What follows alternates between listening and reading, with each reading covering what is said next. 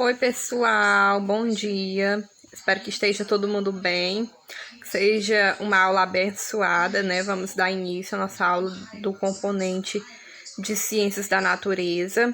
E aí a tia vai pedir para vocês já pegarem aí, já está em mãos com o livro Pitanguá Mais, Ciências da Natureza, ok? Antes de qualquer coisa, pessoal, eu vou começar a aula de hoje corrigindo a atividade da aula passada e aí a gente aproveita para fazer já uma memória. Vamos ver aí, na aula passada nós vimos algumas relações alimentares, né? No nosso ciclo de vida e principalmente essas relações entre seres microscópicos. E aí eu pedi para vocês fazerem essas questõezinhas aí da página 37. Iria perguntar de que se alimenta a capivara. Então, de que é que se alimenta a capivara? Nós podemos ver aí, a capivara ela se alimenta de plantas, não é? 2. De quais animais representados na ilustração o jacaré do Pantanal pode se alimentar? E aí o jacaré do Pantanal, né, é um animal maior, e aí ele se alimenta dos outros bichos. Ele se alimenta da capivara, do tuiuiu, né, da garça branca grande. Na 3, as plantas se alimentam? E aí, vocês acham que as plantas se alimentam? Sim, né, professora? As plantas são seres vivos, então elas se alimentam de algo. Logo mais adiante, nós vamos ver como é essa alimentação das plantas. Caso sua resposta seja afirmativa, ou seja, se você responder que sim, explique de que maneira, né? Então, aí, nessa questãozinha, a tia já tem explicando. As plantas, elas produzem, né, o próprio alimento. Por meio de quê? Por meio da fotossíntese, que é um processo realizado com base tanto no solo como na luz do sol. E a 4, em sua opinião, um desses seres vivos conseguiria viver sem a presença dos outros seres vivos? Por quê? E aí, vocês acham que eles conseguem viver sem os outros? Não, né? Não, porque dentro dessa relação alimentar, um ser vivo necessita do outro. Necessita do outro para buscar abrigo, necessita do outro para ser o seu próprio alimento, né? Então, é uma relação que envolve outros fatores, mas que não pode deixar de existir. Então, essa é a correção da nossa atividade. E agora nós vamos estudar o nosso tema de hoje.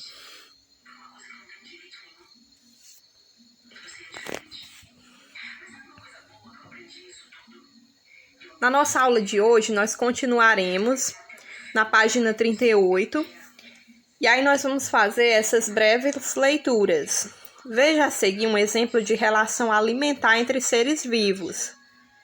As plantas produzem o próprio alimento por meio da fotossíntese, como a tia já tinha explicado na página anterior. Parte desse alimento é transferida para outros seres vivos. Vai ter outro ser vivo que vai lá e vai comer a planta, né?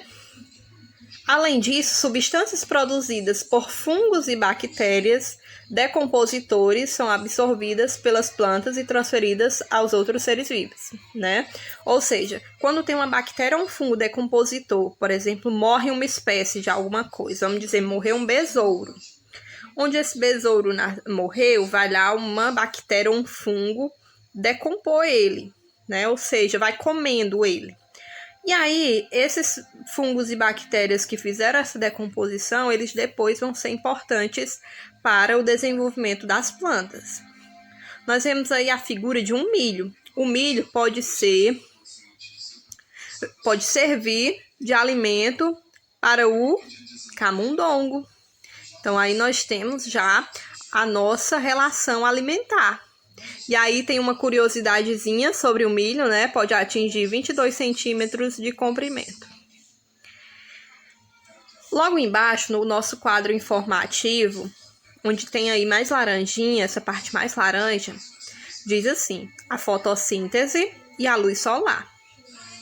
Por meio da fotossíntese, as plantas utilizam a luz solar para produzir seu alimento. A fotossíntese ocorre principalmente nas folhas. Nelas existe a clorofila, que é um pigmento verde que capta a luz fornecida, né, pelo sol. Além dessa clorofila, nas folhas existem estruturas chamadas estômatos, que absorvem o gás carbônico do ar. E aí, na presença da luz solar, ocorre a transformação entre o gás carbônico da água, entre o gás carbônico e a água de qual a planta se alimenta, né? A plantinha precisa da água para sobreviver e aí também da luz do sol para que ela possa fazer esse processo da fotossíntese e assim ela possa se desenvolver. Durante esse processo ocorre a liberação de oxigênio para o ambiente. Na página 39, nós vamos ver os animais não produzem o próprio alimento, né? Diferentemente das plantas, os animais, né? Nós, seres humanos, também não produzimos. Nós, seres humanos, também precisamos, né, de outros seres vivos. E aí nós temos as relações, né? O camundongo, que é o primeiro animal aí que tem na imagem. Ele pode se alimentar de plantas como o milho, né? E aí o camundongo pode atingir cerca de 19 centímetros de comprimento. Os seres vivos decompositores podem decompor qualquer um dos seres vivos envolvidos em uma relação alimentar. Essa é uma representação ampliada, ou seja, é a representação das relações alimentares, de como se alimentam, só que de forma ampliada. A gente não consegue ver a olho nu. A gente precisa de um equipamento, de um microscópio, para poder ver essa relação. E aí, do outro lado, a coruja pode se alimentar do camundongo. Alguns seres vivos microscópicos decompõem a coruja depois que ela morre, e também os restos de outros animais e de plantas. Essa decomposição libera no solo substâncias que auxiliam no desenvolvimento das plantas, que a tia Diana acabou de falar para vocês, né? É essa relação. Por exemplo, a coruja se alimenta do camundongo, mas quando a coruja morre, os seres vivos vão lá, decompõem ela, como os fungos e as bactérias, e as substâncias que ficam ali naquele solo auxiliam o desenvolvimento das plantas. Passando para a página 40, a sequência linear de relações alimentares entre os seres vivos, em que um ser vivo serve de alimento para o outro, é chamada cadeia alimentar. Tia, o que é sequência linear? É uma sequência reta, que um não volta a se alimentar do outro, né? Por exemplo, nós seres humanos comemos um peixe. O peixe se alimenta de plantas. As plantas se alimentam por meio da fotossíntese. E por aí vai, né? Por exemplo, nós nos alimentamos, por exemplo, de um porco. Esse porco também se alimenta de outro ser vivo.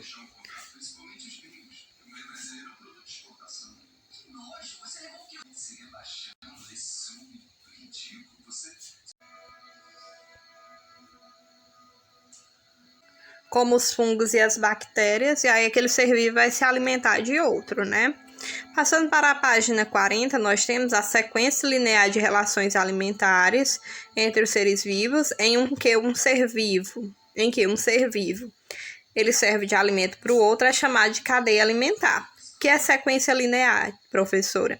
É quando aquele ser vivo que se alimentou de um não retorna a ser alimento, ou seja, é como a nossa relação. Por exemplo, nós seres humanos consumimos um peixe, o peixe se alimenta das plantas, entenderam? As cadeias alimentares, elas são construídas por produtores, consumidores e decompositores, né? Aí a gente tem um esquema aí de uma cadeia alimentar destacando os produtores, os consumidores e os decompositores. Um exemplo, olha, primeiro nós temos o pacu, né? O pacu, depois nós temos as plantas e depois nós temos os fungos e bactérias. E aí, quem que você acha que é o produtor, o consumidor e o decompositor? Vejam só, as algas e a maioria das plantas são seres vivos que produzem o próprio alimento, então eles são produtores. Esses seres vivos formam o primeiro nível de uma cadeia alimentar. Os animais não produzem o próprio alimento, então, ou seja, todos os animais eles necessitam se alimentar de outros seres vivos, sejam plantas, sejam outros animais. Então, eles são chamados consumidores. E nessa cadeia alimentar, né, que nós temos o pacu, a piranha, o jacaré, né? Nessa aí tem pacu, que ele é um consumidor. Vocês vão notar que eles ocupam diferentes posições na cadeia, né? Ele se alimenta da planta, a planta pode comer o pacu, e o jacaré também se alimenta da piranha. E aí tem muitas outras relações.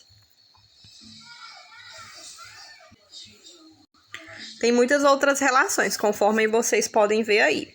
Dependendo da posição em que o consumidor ocupa na cadeia alimentar, ele pode ser classificado como consumidor primário, secundário ou terciário, e assim por diante, né? Na cadeia alimentar, os nutrientes são transferidos de um ser vivo para o outro e retomam ao ambiente por meio da ação de algumas bactérias e fungos em um processo chamado decomposição. Então, aí nós temos os seres que são decompositores, né? Esses seres são bactérias e fungos. Esses decompositores também não trabalham em vão. Como eu já falei, eles transformam aquela matéria orgânica, né? Aquele restinho que fica ali dos animais e plantas em uma substância que vai auxiliar no desenvolvimento de outras plantas.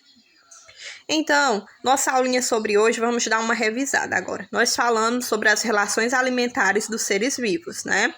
Nós falamos também sobre a importância dos seres vivos decompositores, né?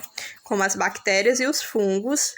Nós também vimos como as plantas produzem o seu próprio alimento, que é por meio da fotossíntese. E, em último, nós vimos as relações alimentares, né? Nós vimos que os seres vivos ocupam diferentes níveis nessa cadeia alimentar, né? Tem os produtores, os consumidores e os decompositores.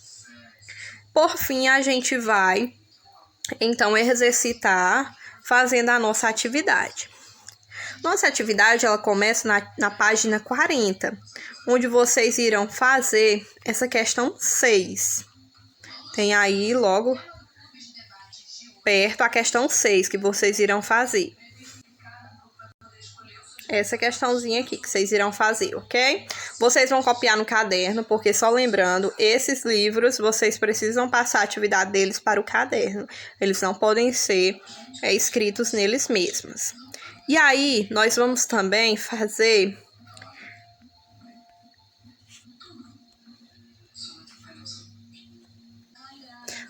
essa questão 7 na página 41, ok?